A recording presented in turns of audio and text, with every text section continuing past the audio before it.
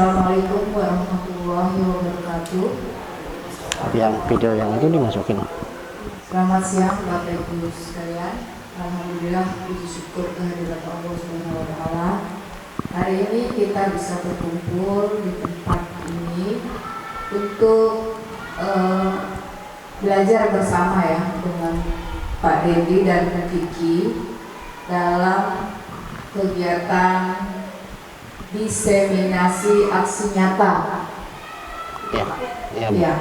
Diseminasi aksi nyata. Kegiatan ini tujuannya adalah untuk memenuhi salah satu syarat atau rutinitas tugas calon guru penggerak. Untuk itu mohon kepada Bapak Ibu semua bisa mengikuti dan support kegiatannya Pak Dedi dan Bu Kiki. Semoga nanti Bapak dan Ibu ini bisa sukses dan lulus sebagai guru penggerak, dan Bapak Ibu semua bisa mengikuti di tahap-tahap berikutnya. Mungkin itu saja sedikit sambutan dari saya. Wabillahi taufiq wal hidayah. Wassalamualaikum warahmatullahi wabarakatuh. Oke, terima kasih kepada Ibu Kepala Sekolah telah memberikan sepatah kata untuk kita berdua ya. Mungkin selanjutnya saya mohon sambutannya untuk guru senior kami Ibu Supina.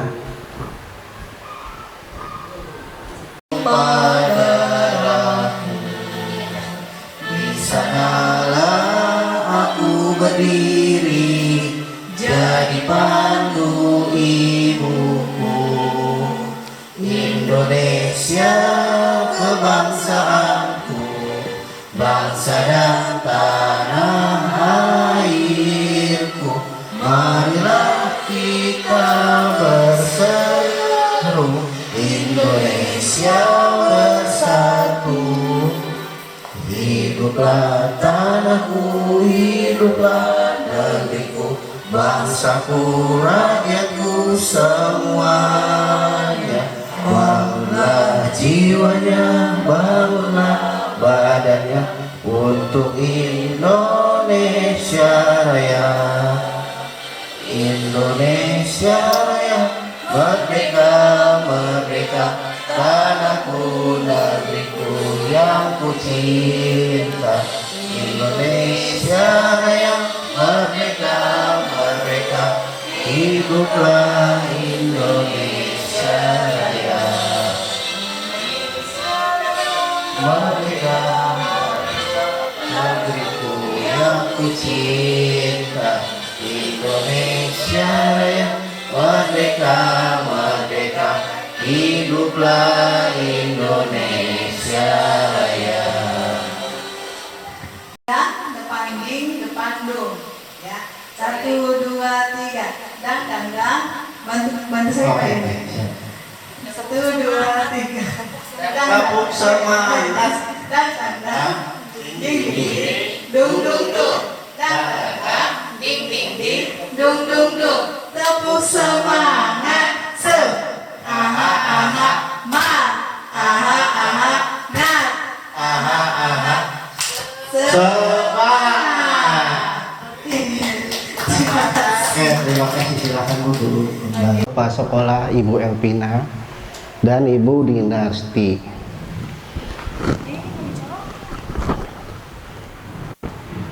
Oke, pada hari ini di tengah-tengah kita tiada lain kita dalam rangka bersilaturahmi atau berbagi praktek baik ya. Di sini kami akan saya dan Bu Rizky ini akan mengenalkan tentang budaya positif, materi budaya positif yang telah kita pelajari di pendidikan calon guru penggerak angkatan ke-10. Selanjutnya di sini kami akan selanjutnya saya akan memaparkan tentang budaya positif atau aksi nyata Desiminasi. Desiminasi.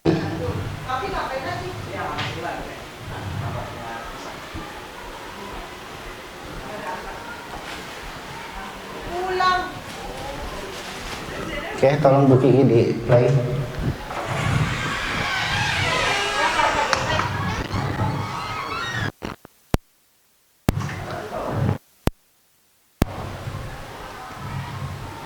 Oke. Dan desiminasi disiplin positif. Oke, next. Tujuan pendidikan. Tujuan pendidikan ini menurut KHD itu tujuan pendidikan adalah menuntun segala kodrat yang ada pada anak agar mereka dapat mencapai keselamatan dan kebahagiaan yang setinggi-tingginya, baik sebagai manusia maupun sebagai anggota masyarakat. Oleh sebab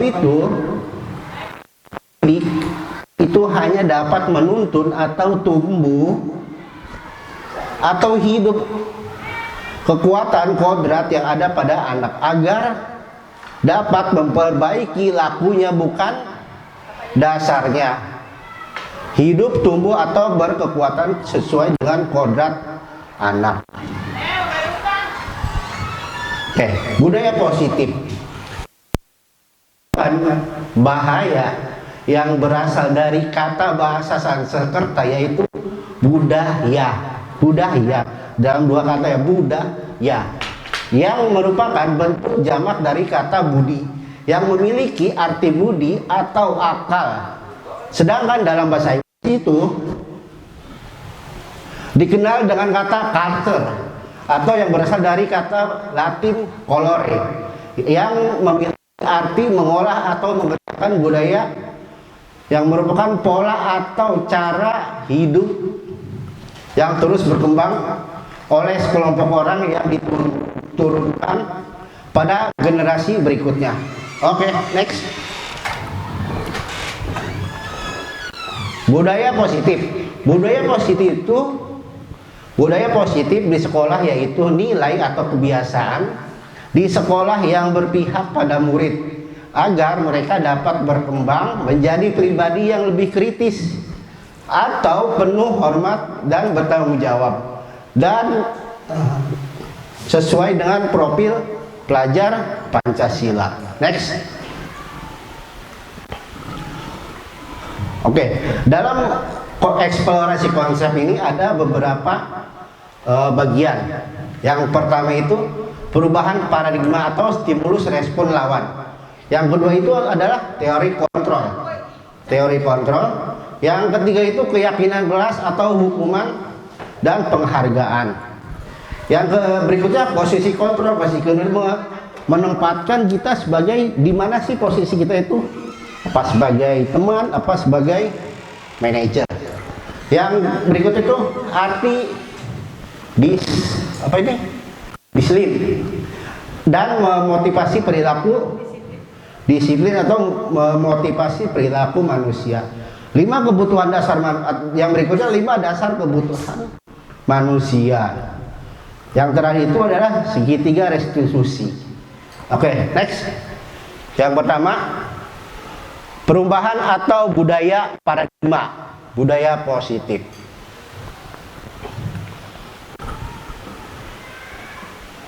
Pakar dari Dr. William Glasser, kontrol teori untuk meluruskan beberapa miskonsepsi tentang kontrol. Yang pertama, ilusi. Ilusi guru mengontrol murid. Yang kedua, ilusi bahwa semua penguatan positif efektif dan bermanfaat. Yang ketiga, ilusi bahwa kritik dan membuat orang merasa bersalah. Yang berikutnya, ilusi adalah bahwa orang dewasa memiliki hak untuk memaksa. Pembelajaran berikut dengan pembelajaran paradigma baru dirancang berdasarkan prinsip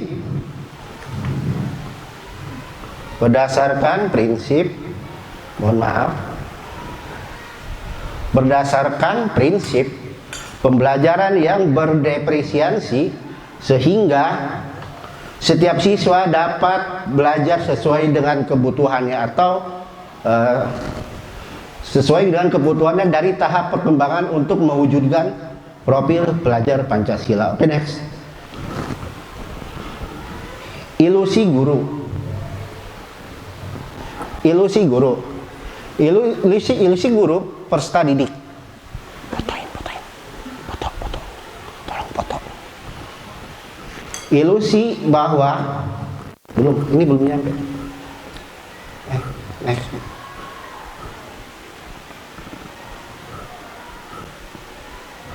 Ini udah belum sih? Nah, ilusi guru mengontrol peserta didik. Pada dasarnya kita tidak dapat memaksa murid itu untuk sesuai dengan kemampuan kita. Jikalau murid itu tersebut memilih melakukannya, walaupun tampaknya kita sedang mengontrol perilaku murid tersebut. Hal ini karena murid tersebut sedang mengizinkan dirinya dikontrol, atau saat itu bentuk kontrol guru itu menjadi kebutuhan dari dasar yang dipilih murid tersebut. Dalam teori kontrol ini menyatakan bahwa semua perilaku yang memiliki tujuan itu, bahkan terhadap perilaku itu tidak disukai. Oke, next. Ilusi bahwa semua penguatan positif itu efektif dan bermanfaat. Oke, penguatan positif. Oke, mohon maaf teman-teman.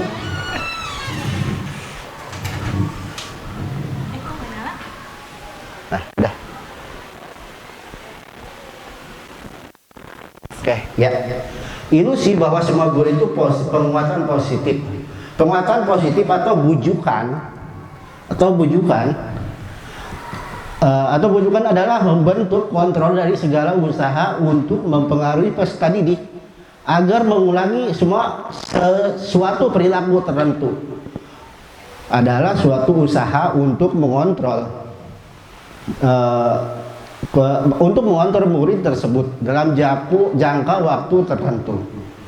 Kemungkinan peserta didik tersebut akan menyadari bahwa dan mencoba dan untuk menolak bujukan dari kita, sehingga peserta didik tersebut tidak menjadi tergantung kepada sang guru untuk berusaha dengan sendirinya. Oke, next, berikutnya.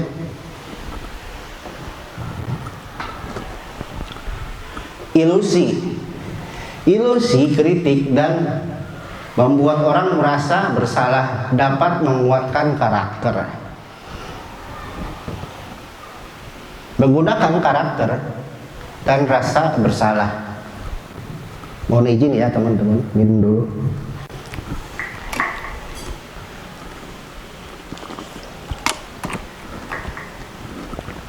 Oke, selanjutnya. Menggunakan kritik dan rasa bersalah untuk mengatur peserta didik pada identitas gagal. Mereka belajar untuk merasa buruk tentang dirinya mereka. Mereka mengembangkan dialog diri yang negatif. Kadang mereka sulit bagi guru untuk mengidentifikasi bahwa mereka melakukan perilaku ini. Karena seringkali guru itu cukup menggunakan suara halus untuk menyampaikan pesan negatif. Mungkin tanpa kita sadari, saat kita menyuruh anak-anak juga, anak-anak, untuk menyuruh sesuatu, kadang kita menggunakan nada yang tinggi. Padahal seharusnya kita juga menggunakan nada yang halus, pun anak-anak mungkin mengerti gitu dan memahami apa yang kita laksanakan, itu yang gurunya perintahkan. Oke, next. Ilusi bahwa orang dewasa memiliki hak untuk memaksa. Di sini banyak orang dewasa yang percaya bahwa banyak orang dewasa yang mempercayai bahwa mereka itu memiliki untuk membuat muridnya berbuat hal-hal tertentu. apapun yang dilakukan dengan anak tersebut dapat diterima selama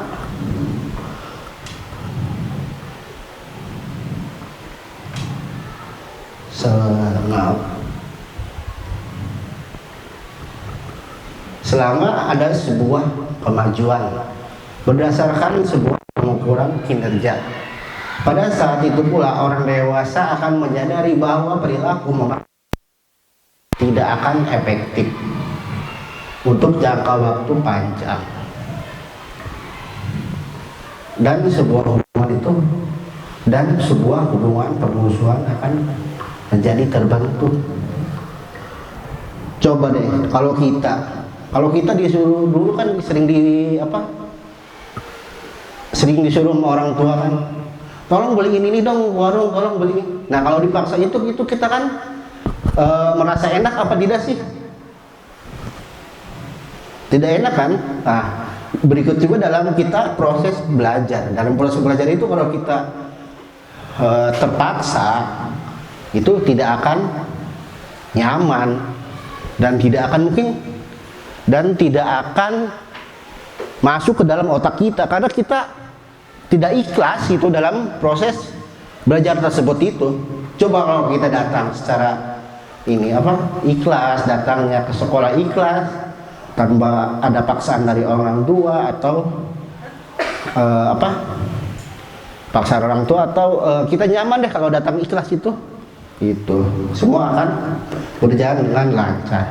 Berikutnya, iya, tanpa ada paksaan itu akan ikhlas. Gimana sih ikhlas itu? Iya, pikiran itu kan menjadi tenang, dan mungkin proses belajar di dalam kelas itu akan nyambung itu.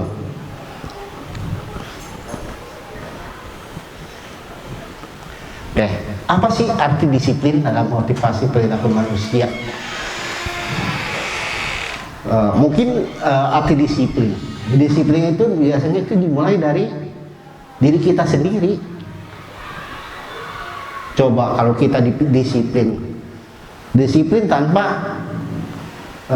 dimulai dari orang lain, kita melihat ini. Tapi kalau disiplin itu dimulai dari diri kita sendiri, pertama mungkin dari hal kecil dulu. Disiplin bangun pagi.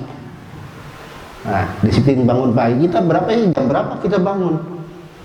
Jam 4. Ngapain dulu itu?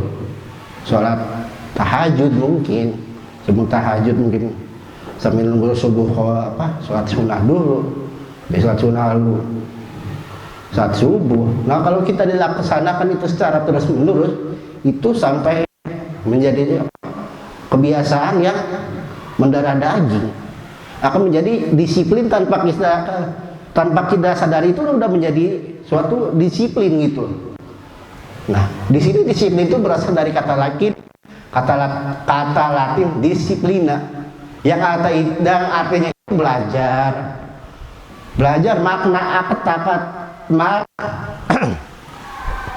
makna kata asal dari konotasi itu dengan disiplin. Peserta didik menjadi Socrates dan Plato. Disiplin itu akan membuat orang menggali potensinya menuju sebuah tujuan yang dia hargai. Dalam budaya kita, makna kata disiplin telah berubah menjadi sesuatu yang dilakukan oleh seseorang pada orang lain untuk mendapatkan kepatuhan, kecenderungan umum. Adalah menghubungkan kata disiplin dengan ketidaknyamanan, bukan apa yang kita hargai untuk mencapai tujuan.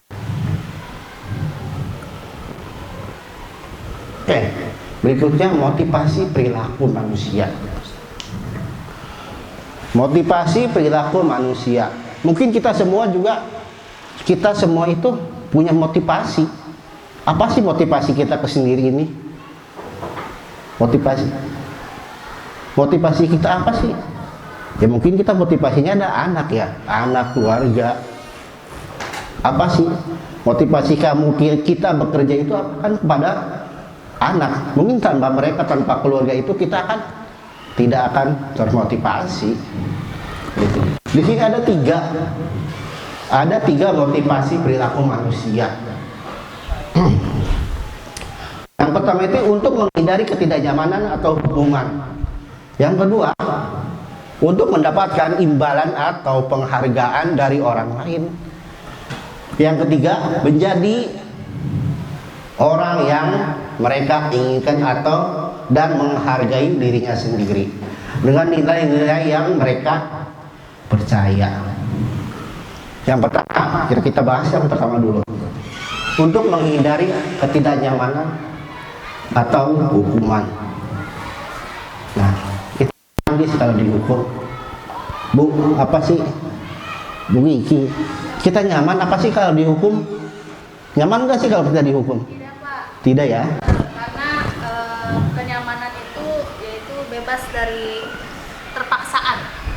Kenyamanan bebas dari keterpaksaan, maka jangan untuk anak memaksakan kamu harus begini, jangan. Tapi apa yang mereka inginkan atau apa yang ingin dia cita-citakan, apalah tujuannya dari apa yang dia inginkan, intinya gitu, tanpa terpaksaan ya Pak. Oke. Ya, baik, terima kasih. Yang kedua itu imbalan, untuk mendapatkan imbalan atau penghargaan orang lain. Contohnya saat kita mengikuti ulangan, berarti kan anak termotivasi nih. Apa sih? Oh, misalnya si A dapat nilainya bagus nih 10. Misalnya si C ini, kenapa sih dia bisa nilainya sampai 100 itu bagaimana sih? Berarti kan si anak yang si C itu termotivasi untuk bagaimana cara mendapatkan nilai 100 itu. Dan kenapa saya kecil? Kenapa saya bisa mendapat kecil? Mungkin karena saya kurang belajar gitu.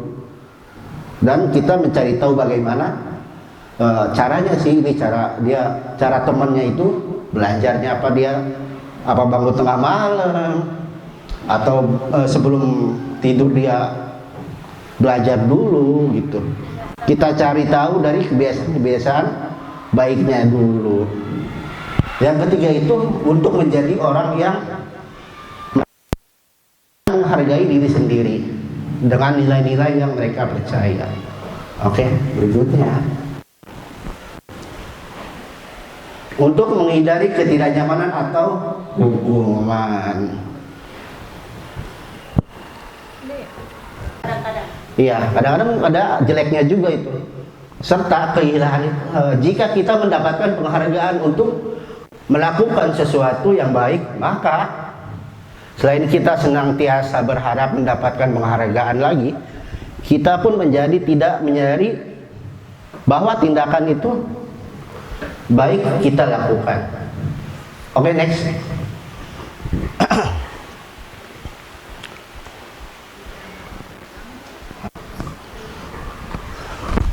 Oke, penghargaan tidak efektif. Suatu penghargaan adalah suatu peristiwa yang diinginkan dan dibuat persyaratan hanya jika Anda melakukan hal ini. Anda akan mendapatkan penghargaan jika saya mengharapkan suatu penghargaan tidak mendapatkannya, maka saya akan kecewa dan berkecil hati, serta kemungkinan saya tidak akan berusaha keras sebelumnya. Jika kita memberikan suatu penghargaan, jika orang tersebut meneruskan perilaku yang kita inginkan, orang itu akan berusaha untuk berhenti merokok atau berusaha untuk diet untuk menguruskan badannya dari penghargaan tersebut. Oke, next.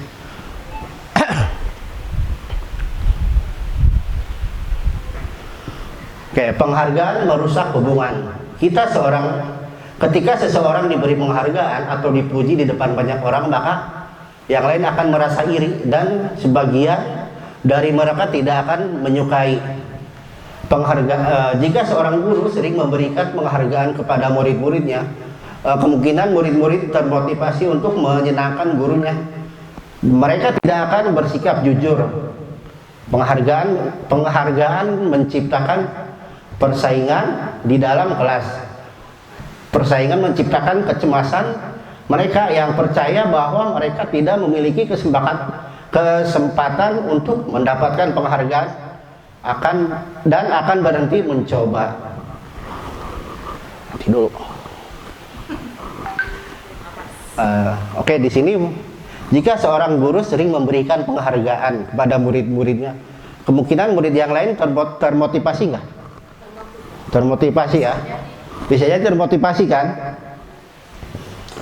Hanya guru dan mereka akan merasa senang saat mendapatkan penghargaan tersebut. Oke, next.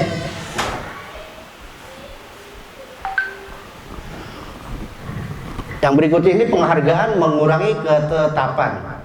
Anak-anak diminta mengingatkan kata-kata tertentu, kemudian mereka diminta mengambil kartu yang berisi kata-kata diingat tersebut untuk pertama kali muncul. Beberapa anak diberikan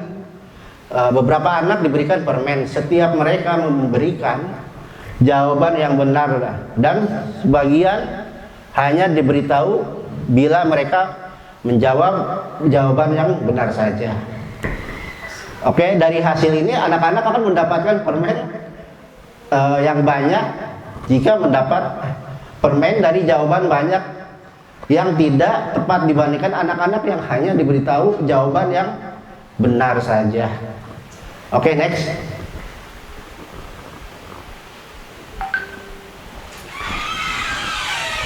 Penghargaan menghukum. Yang berikutnya itu penghargaan menghukum. Mereka tidak akan mendapatkan penghargaan. Misalnya dari sistem ranking, mereka akan mendapatkan ranking kedua, akan merasa dihukum. Penghargaan dan hukuman adalah hal yang sama karena mereka mencoba mengendalikan perilaku seseorang. Karena ada orang yang pada dasar tidak suka dikendalikan. Dalam jangka waktu lama penghargaan akan terlihat sebagai hukuman. Jika suatu penghargaan diharapkan namun tidak ada mendapatkannya akan merasa dihukum. Oke, next. Pembentukan keyakinan kelas. Di sini pertama ada pembentukan keyakinan kelas itu bersifat lebih abstrak dari peraturan yang lebih rinci dan konkret. Yang kedua karena keyakinan kelas berupa pertanyaan yang bertanya secara universal. Dan yang ketiga pertanyaan keyakinan kelas senantiasa dibuatkan dalam bentuk positif. Yang ketiga keyakinan kelas hendaknya tidak terlalu banyak sehingga mudah diingat atau dipahami.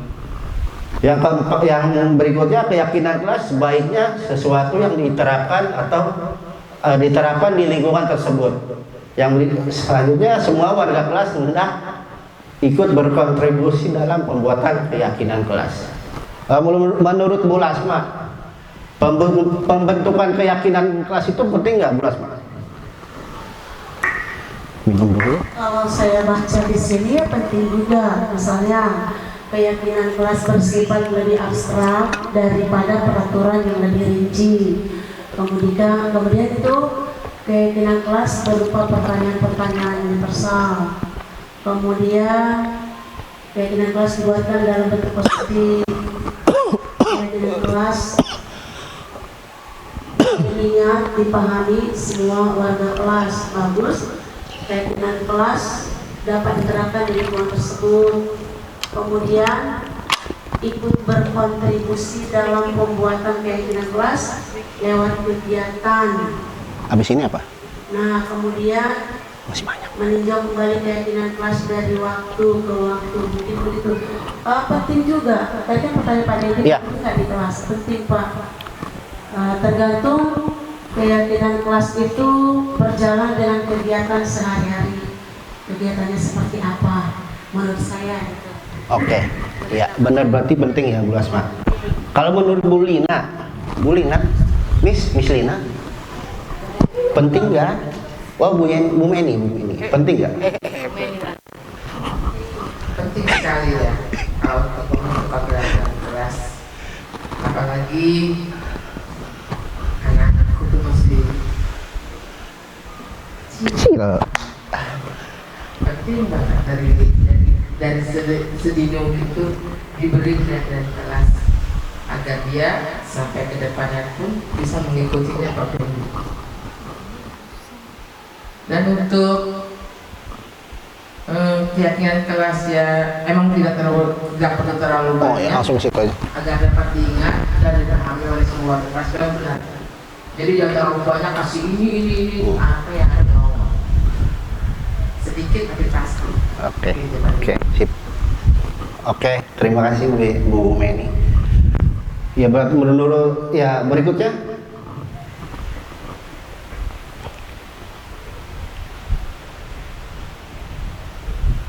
Lima kebutuhan dasar manusia. Pertama, kebutuhan bertahan hidup. Yang kedua, cinta dan kasih sayang. Yang ketiga, penguasaan atau kebutuhan. Yang keempat, kebebasan. Yang kelima, kesenangan. Yang pertama itu kebutuhan bertahan hidup. Itu kebutuhan bertahan hidup apa sih menurutnya kita? Rumah ya, butuh ya. Ya, makan kebutuhannya. Makan untuk hidup. Iya, tempat tinggal ya. Nah.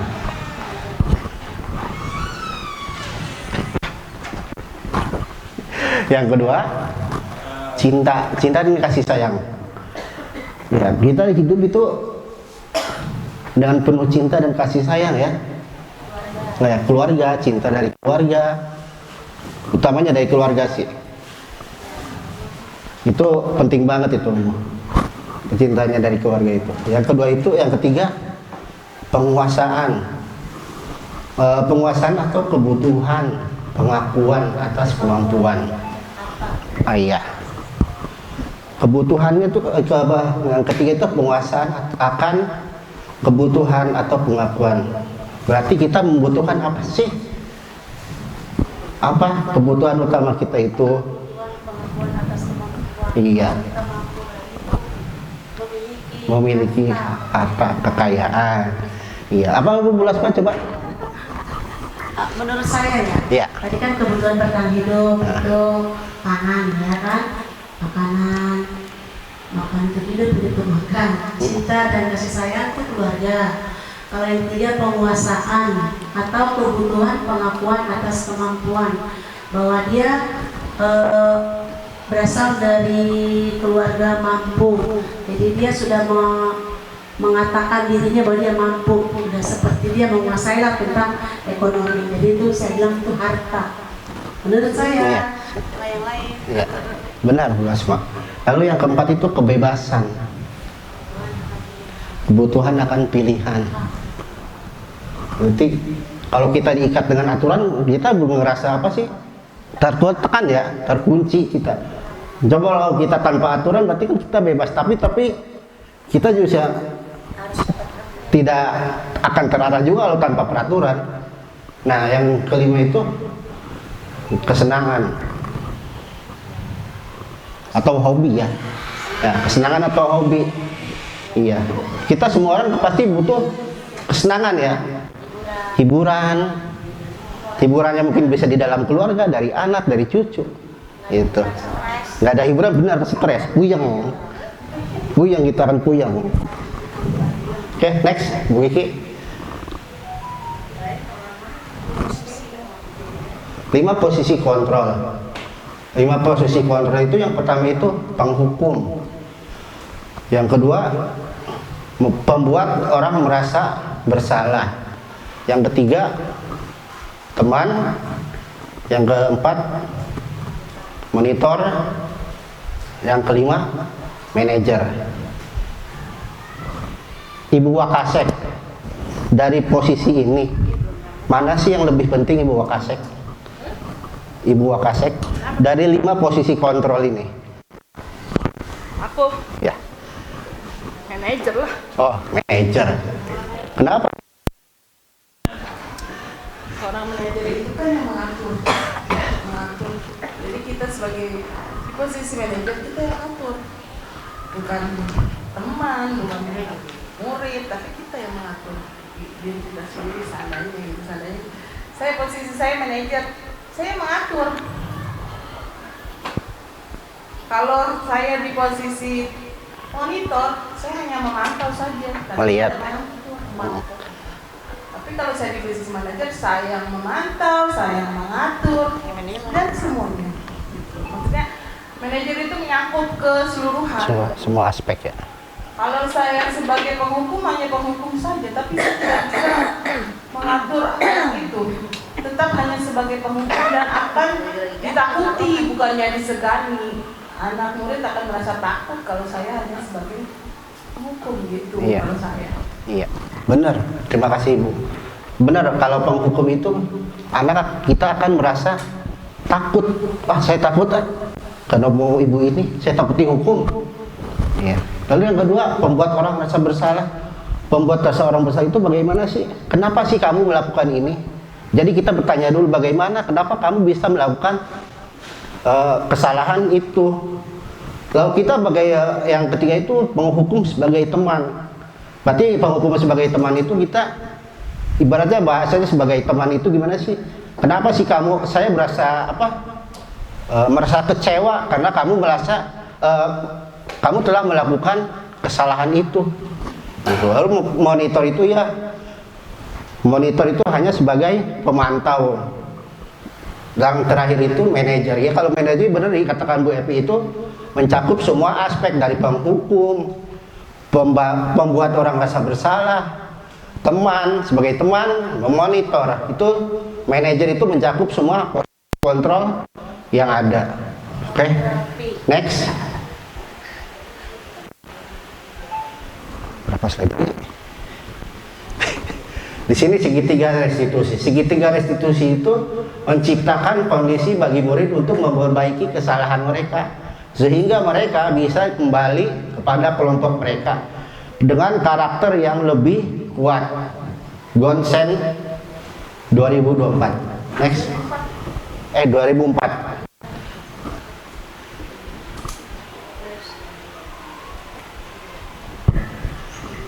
Oke, segitiga restitusi adalah sebuah proses kolaboratif yang mengajarkan murid tentang mencari solusi masalah dan membantu muridnya berpikir tentang orang seperti mereka inginkan dan bagaimana mereka harus memperlakukan orang itu. Gonsen 1996. Restitusi membantu murid menjadi lebih memiliki tujuan, disiplin positif dan memulihkan dirinya setelah berbuat salah.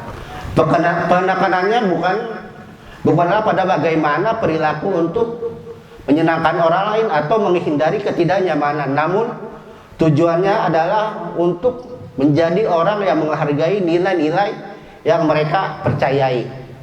Oke, next.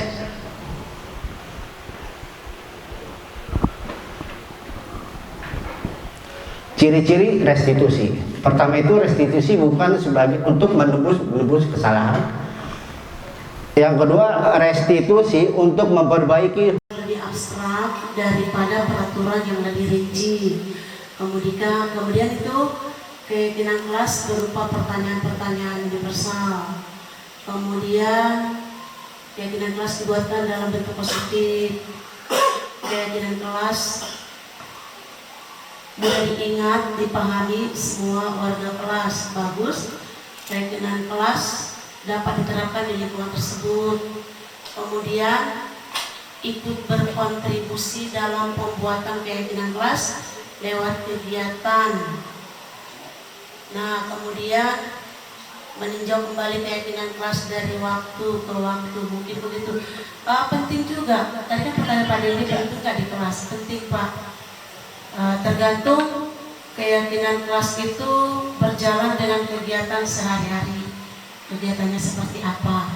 Menurut saya gitu. Anda berarti penting ya Bu Asma.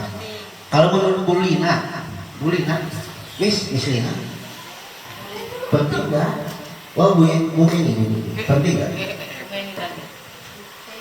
Penting sekali ya kalau untuk pembentukan gerakan kelas, apalagi anak-anakku tuh masih kecil. Penting banget dari sedini mungkin tuh diberi gerakan kelas agar dia sampai ke depannya pun bisa mengikutinya Pak Dendi. Dan untuk keyakinan kelas ya emang tidak perlu terlalu banyak agar dapat diingat dan dipahami oleh semua warga kelas yang benar. Jadi jangan terlalu banyak kasih ini anaknya yang ada ngomong. Sedikit tapi pasti. Itu aja Pak Dendi. Oke. Terima kasih Bu Meni. Ya Pak, menurut ya berikutnya.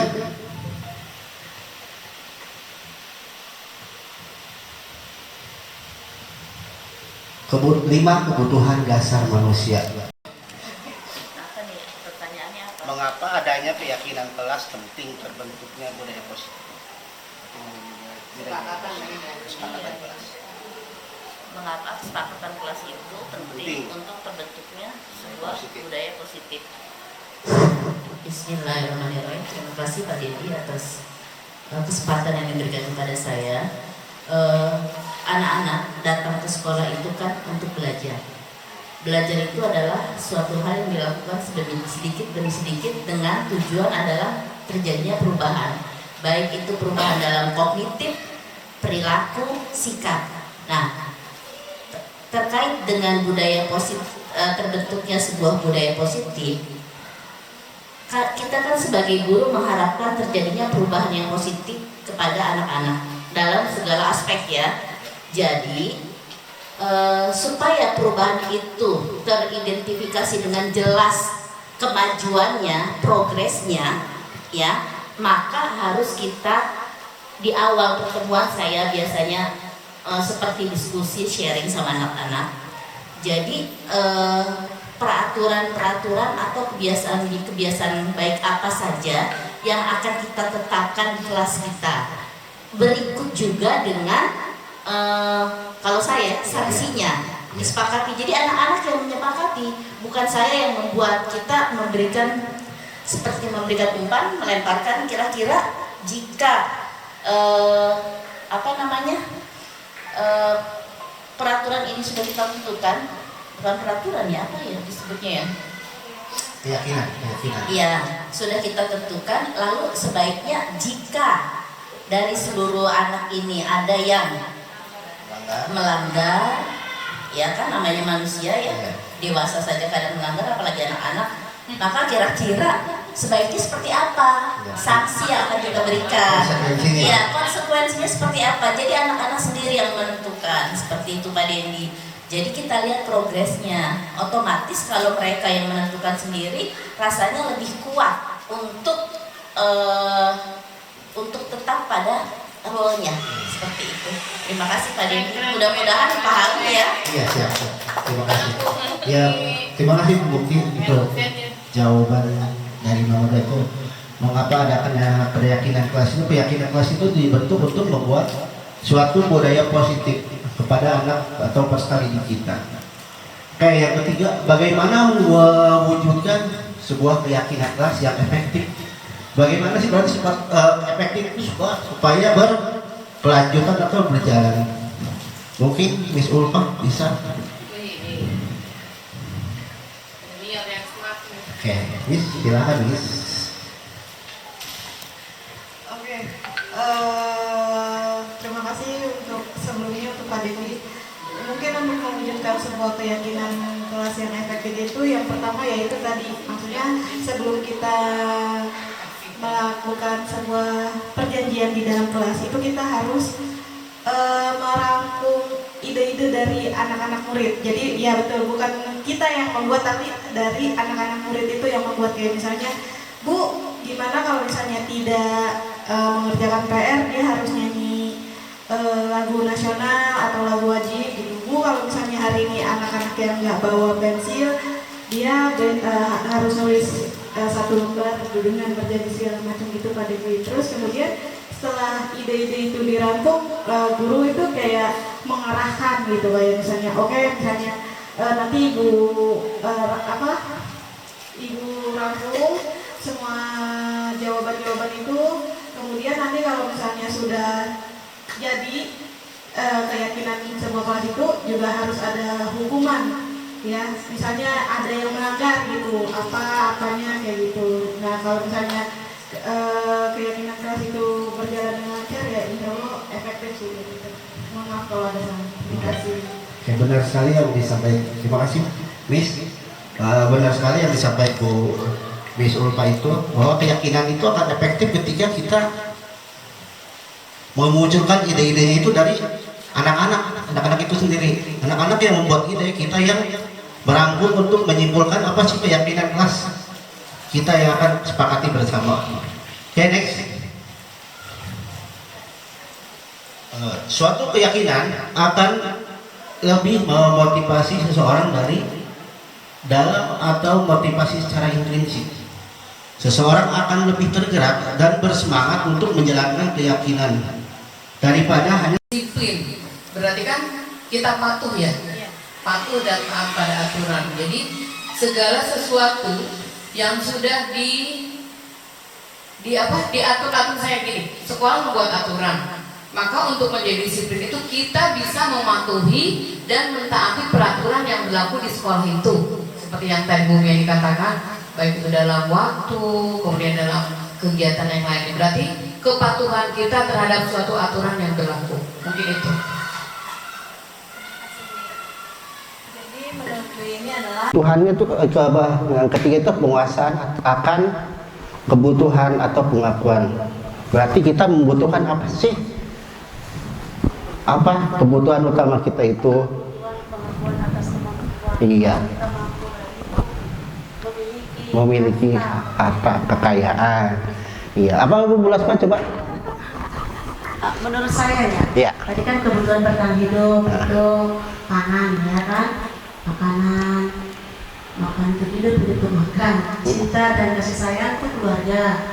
Kalau yang ketiga penguasaan atau kebutuhan pengakuan atas kemampuan, bahwa dia berasal dari keluarga mampu, jadi dia sudah mengatakan dirinya bahwa dia mampu, sudah seperti dia menguasai lah tentang ekonomi. Jadi itu saya bilang itu harta.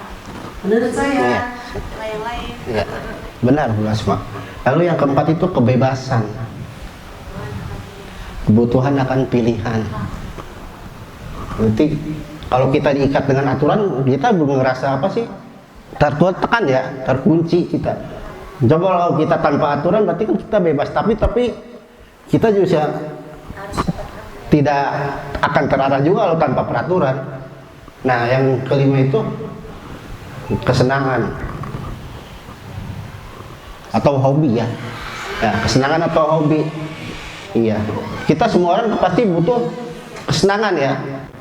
Hiburannya mungkin bisa di dalam keluarga, dari anak, dari cucu. Itu. Nggak ada hiburan benar stres, puyeng kita akan puyeng. Oke, next Bu Kiki. 5 posisi kontrol. 5 posisi kontrol itu yang pertama itu penghukum. Yang kedua pembuat orang. Seorang manajer itu kan yang mengatur.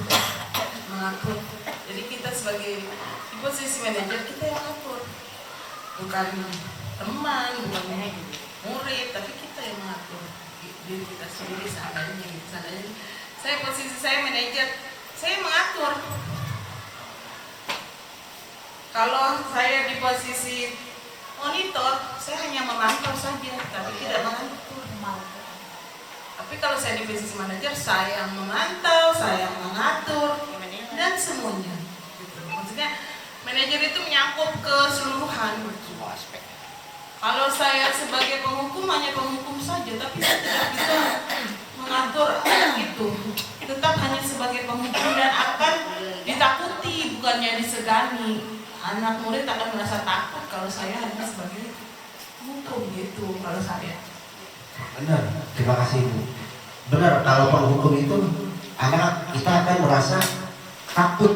Saya takut karena mau ibu ini, saya takut dihukum. Ya.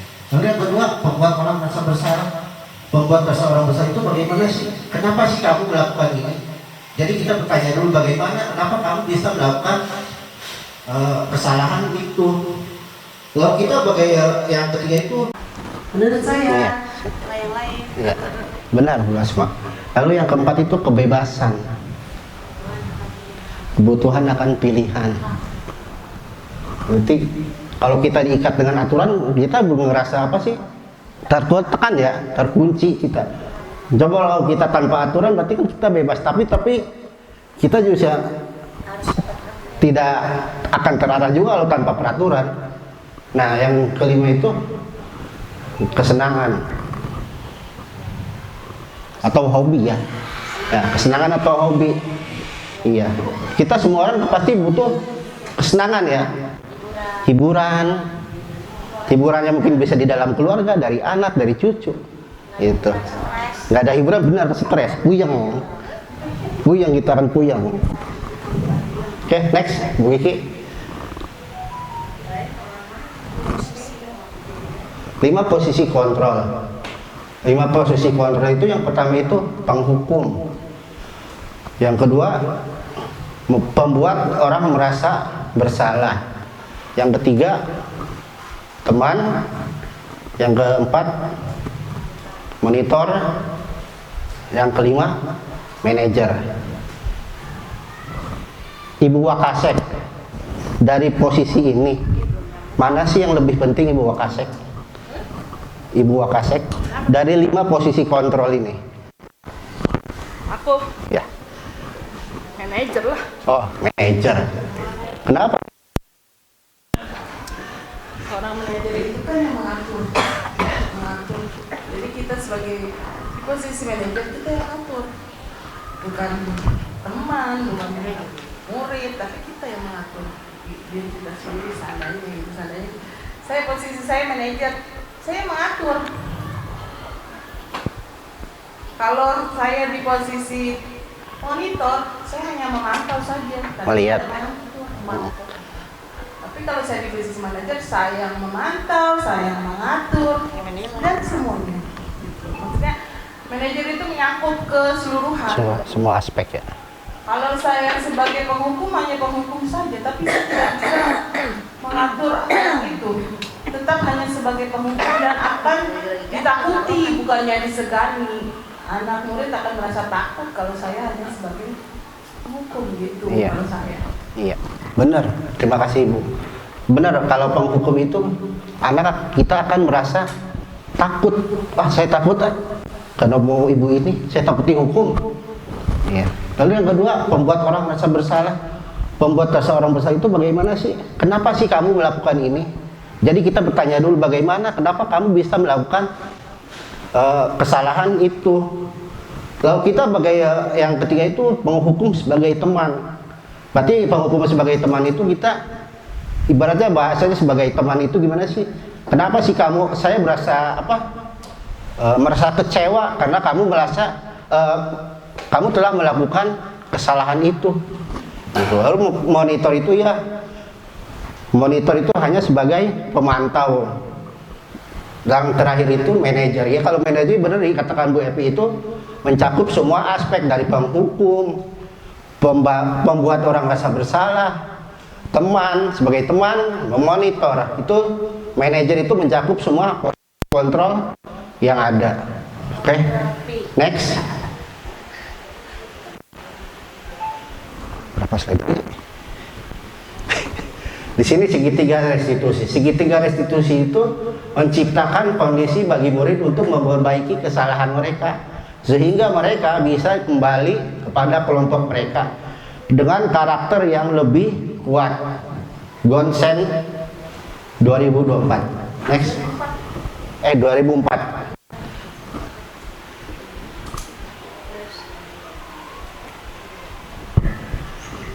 Oke, segitiga restitusi adalah sebuah proses kolaboratif yang mengajarkan murid tentang mencari solusi masalah dan membantu muridnya berpikir tentang orang seperti mereka inginkan dan bagaimana mereka harus memperlakukan orang itu.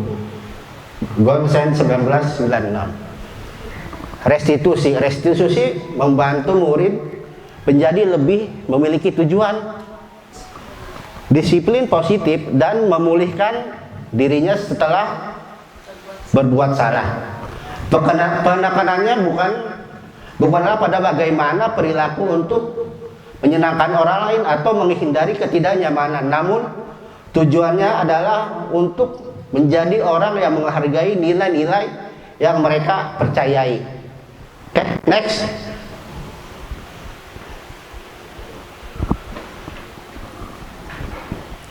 Ciri-ciri restitusi. Pertama itu restitusi bukan sebagai untuk menebus kesalahan. Yang kedua, restitusi untuk memperbaiki hubungan. Yang ketiga, restitusi adalah tawaran atau bukan paksaan. Yang keempat, restitusi menuntun untuk melihat ke dalam diri. Yang kelima, mencari kebutuhan dasar yang didasari tindakan. Yang keenam, restitusi adalah cara yang paling baik. Yang ketujuh, restitusi fokus pada karakter atau tindakan. Yang kedelapan, restitusi adalah menguatkan. Yang kelima, restitusi adalah fokus pada solusi. Yang terakhir, restitusi adalah mengembalikan kepada murid berbuat salah pada kelompoknya lagi. Oke, next. Oke, mohon perhatiannya. Saya memiliki film video. Mohon disimak ya. Itu ya.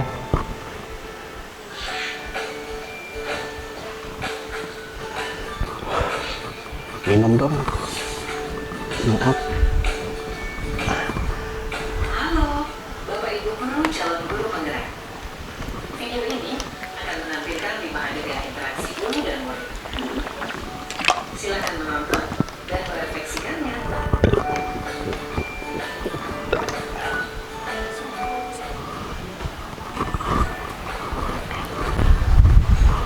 Bagi anak-anak, silakan PR yang kemarin diberikan diletakkan di meja.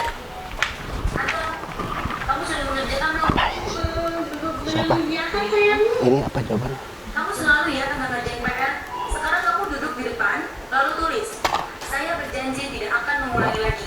Saya berjanji akan berusaha menjadi murid yang rajin belajar sampai pelajaran saya selesai.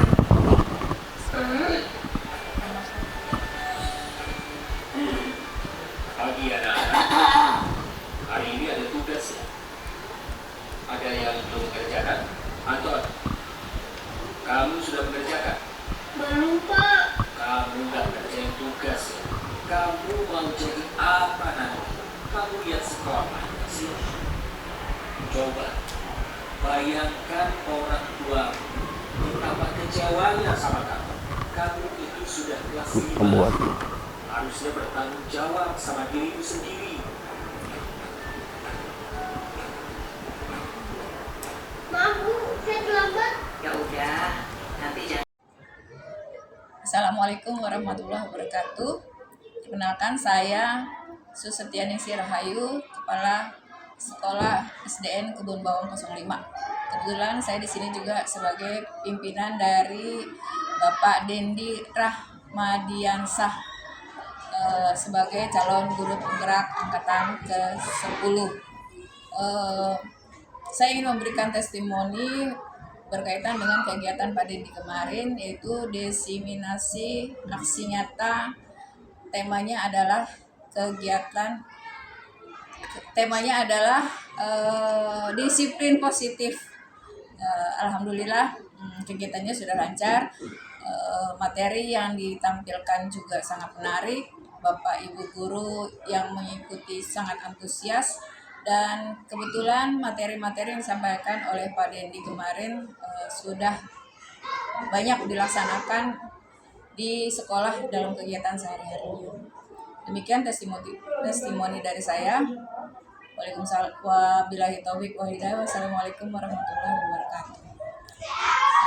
Banyak Assalamualaikum warahmatullahi wabarakatuh.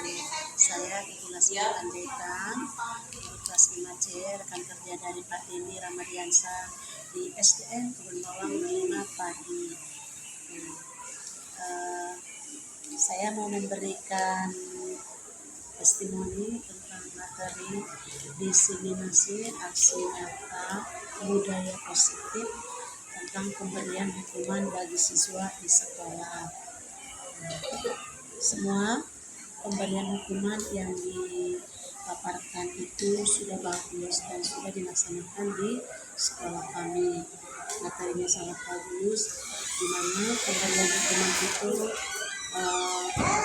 mengandung budaya positif bagi para peserta didik sehingga tidak membuat anak didik itu rasa ketakutan, tapi benar-benar hukuman itu diberikan bisa membuat anak termotivasi untuk tidak mengulang kesalahannya itu lagi.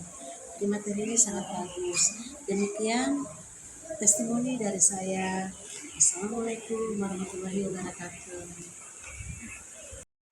Assalamualaikum warahmatullahi wabarakatuh. Terima kasih kepada Pak Dendi karena sudah mengajak saya diskusi. Saya tidak akan melakukan kesalahan yang sama lagi. Terima kasih. Wassalamualaikum warahmatullahi wabarakatuh.